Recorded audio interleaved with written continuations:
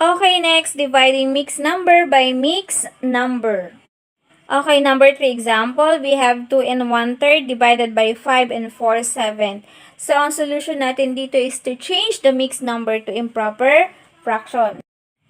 Okay, para ma-change natin yung mixed number to improper fraction, ang gagawin natin, i-multiply natin yung numerator sa whole number. So, that is 3 times 2.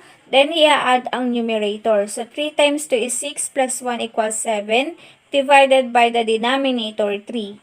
Then, 5 and 4, 7, it is equal to, okay, 7 times 5 plus 4 over 7, then it is equal to 7 times 5 is 35 plus 4, which is 39 over 7. And then, next step is, i-rewrite natin yung mga improper fraction na na-change natin. Okay? So, it becomes 7 over 3 divided by 39 over 7. And then, papalitan natin yung divide ng times and then get the reciprocal of the divisor. Which is, ang divisor natin dito is 39 over 7. So, it becomes 7 over 39. And then, times na natin numerator sa numerator. 7 times 7 is 49. Denominator sa denominator. So, 3 times 39 is 117. Okay, ngayon naman tuturo ko sa inyo kung paano mag-shortcut or mag-divide ng shortcut. Okay, so ang tawag dito is cross multiplication. Okay, sundan lang natin yung arrow. So, una nating i-multiply yung 2 times 4. 2 times 4, which is ilalagay natin sa numerator. And then, sunod natin yung pink na arrow, yung 3 times 1, ilalagay natin sa denominator. Okay, and then, i-multiply natin siya. 2 times 4 is 8, 3 times 1 is 3. Since improper fraction ang 8 over 3, kailangan nating i-simplify. Okay, para ma-simplify, change natin sa mixed number.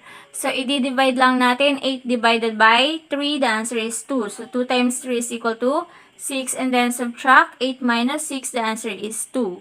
Okay, write natin ang mixed number. So, yung 2 na quotient, yun yung whole number. Yung 2 na remainder, yun yung numerator. And then, yung 3 na divisor, yun yung denominator. Okay, next, let's have number 5. Okay, let's have number 5 example. 1 and 3/4 divided by 4 and 2/5. So, the first step is i-change natin yung mixed number to improper fraction.